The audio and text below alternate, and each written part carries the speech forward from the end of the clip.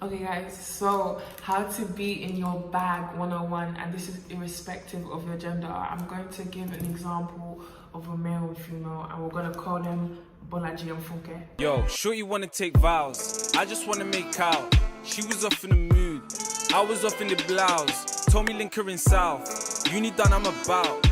They looking for the source, tell them you look under the couch. Hella man in the now. And welcome back to my channel. Please subscribe. I really want to hit 30k before the end of the year. It will actually make me so happy. Like if I could hit 30k. I know I don't really deserve it because I'm always inconsistent. I come, I disappear, I come and I disappear. But like I really want to work harder on my channel, be more consistent, get into a flow, a routine of things, and I'm getting to that place. And I just need to keep praying. I think prayer is the only thing that can really keep you rooted in anything, to be honest. I feel like once you stop praying about it, or once you kind of think you're doing this by yourself, and then God is like, okay, you want to do something by yourself?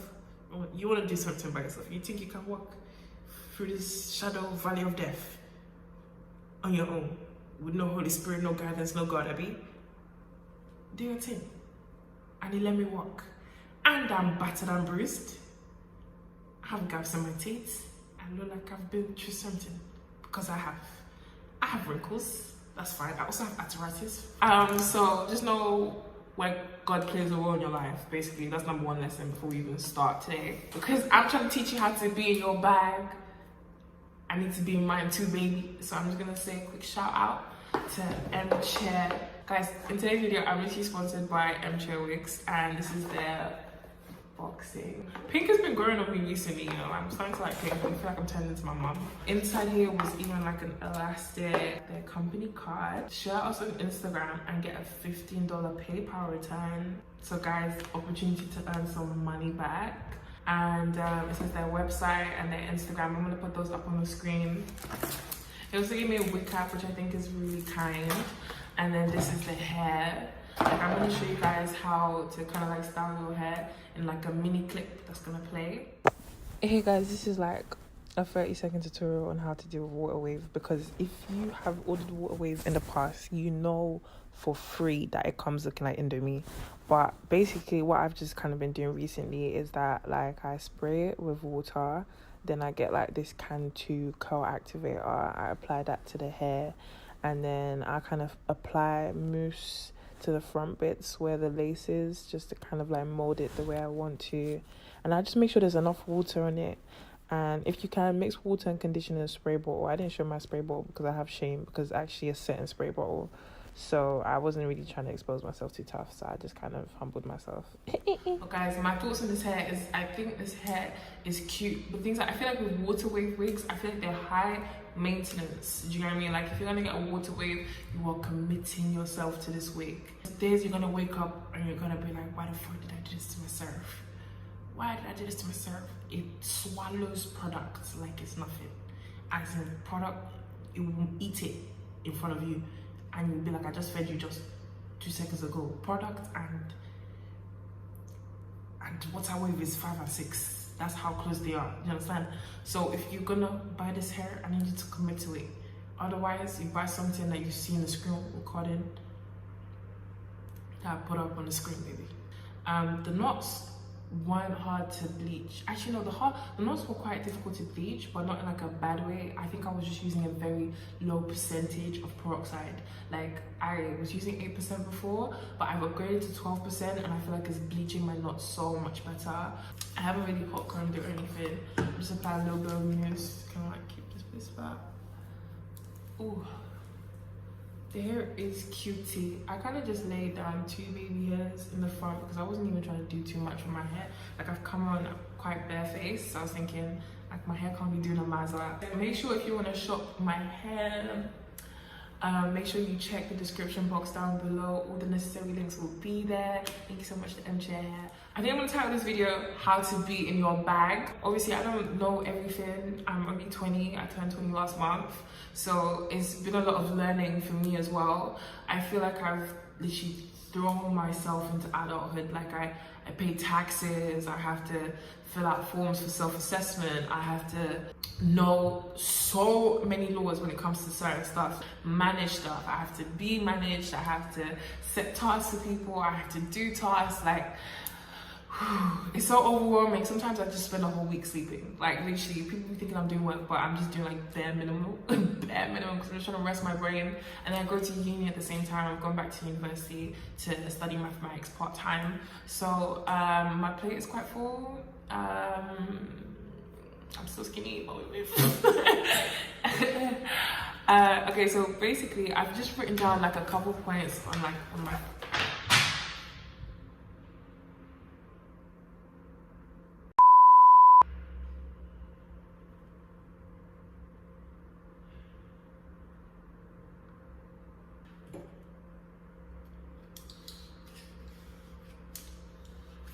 I want to drink this. Why is it not opening? I'm just gonna continue with this video. Anyway, guys, point number 1 is find your niche, find your habitat. Is it beauty? Is it sports? Is it geography? Is it literally, it can be anything, but you need to find a niche. You need to find something like, okay, cool, I'm gonna focus on this right now, because this is where I'm at the beginning stages of my life. So I'm gonna focus on this. I'm gonna put all my energy here. I'm gonna put all my seeds here, and I'm gonna make something of myself. Okay, so for today's example, I'm just gonna use really generic examples. I'm gonna have a guy who is a male barber, okay, Bolaji the barber, all right? And then Funke the lash tech. Okay, so they have found their niches. So Bolaji is a guy who has just always loved trims. Like his barber is his best friend, and he's gone to his barber one day and was like, bro, just teach me how to do a couple things. Do you know what I mean? He's been taught by him now. He's gone on a mini course, and now he just cuts hair. He cuts hair in uni. Cool. And then we've got female lash technician, always loved her Russian set, always loves the volume, has learned about her C curl, her J curl, has learned about the diameter, has learned about the millimeters, has learned about what glues to use, what glues not to use, knows how to do everything. Cool, that's fine. So now I've got a barber and I've got a lash tech. All right, so they found their niche. That's step 1. Step 2 is to convert your niche into services. Now, this is where I think a lot of people miss it. I'm gonna take the guy. Let's start with guys, because I feel like I don't really interact with my male subscribers, and you are important to me. So let's talk about you. Let's say you're a male barber. Now, the most obvious service for you to provide is a trim, right? Just a general trim. And then if we're gonna scale it up with designs and stuff like that, you have your additional fare. But what I'm trying to say is that that shouldn't be the only service you provide, if that makes sense. So, okay, cool, you do trims, all right? Then go and learn how to do facials. Do you know what I mean? The man them, as much as they act, you have blackheads. You actually have blackheads. When was the last time you put pore strip on your nose? When was the last time your skin was clear? Puberty is affecting you, baby. You got acne, don't worry, we all go through it. But you got acne at the moment, so we're gonna help you with something. So yeah, provide facials, start doing their eyebrows. Do you know what I mean? This is like easy stuff where you've added one more service. So it's like, okay, cool. He's not just a barber, but he's somewhere I can go for my skin. He's somewhere I can go for what, beard maintenance. Like, do you know what I mean? Or like hair treatment. Do you know what I mean? He doesn't only just cut my hair, he does hair treatment, stuff like that. So if you're gonna be a barber, in my opinion, if I was a barber, I will learn how to do brows. I will learn how to do facials. I will learn treatments, as in like, you come to me, you're bringing hair that's pebble and concrete and tar. And by the time you leave here, you're gonna think you're Goldilocks. You're gonna think that you're Rapunzel, and people tell you to let down your hair so they can climb. That's what the girl then will tell you. I want you to live here and you're... That is where I will kind of increase my services. And the same goes for the lash tech. Why do you only have to be a lash tech? Why don't you learn how to microblade?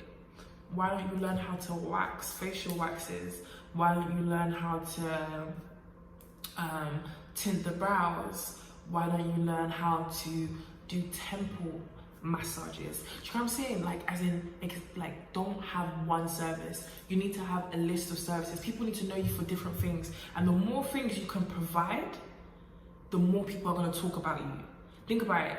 Everybody has a barber, but not everybody has a barber that is necessarily going to provide a facial for you when you come in. It's not going to necessarily provide hair treatment for you when you come in. If you actually go and you get courses and certification, you're going to build yourself up. You have to build your services, and you have to be different. Do you know what I mean? As in, like, in a world where there's so many of us doing the same thing, there's got to be something that is outstanding about you, something that can just make your service different to the next man. So don't be afraid to expand your services. There are so many things you can do. Now, pricing these services, this is very important because you need to make sure your pricing is fair. In everything, there has to be a certain level of fairness. When you provide a service, you think about your equipment, the quality of your equipment, the quality of your products. Okay, the quality of your equipment, the quality of your products, your labor, how qualified you are.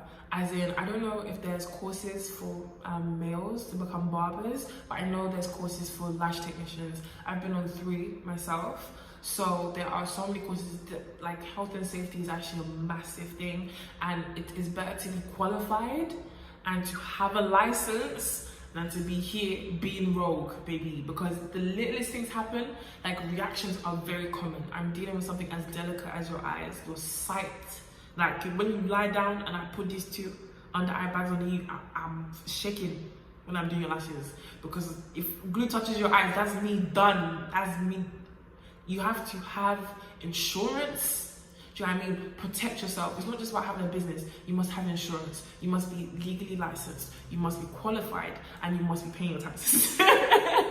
You must pay your taxes, guys, because when they come to your tax return, if they catch you slipping, if your accountant's not on job, so make sure you're pricing your services based off that. If you're out here and you're buying products of £30, make sure your prices reflect that. Like, you need to be expensive. So supply and demand is another one. You need to know if you're ordering too much, ordering too little. You need to watch this stuff. If you can, it's way better to be able to see these things and watch your progress visually.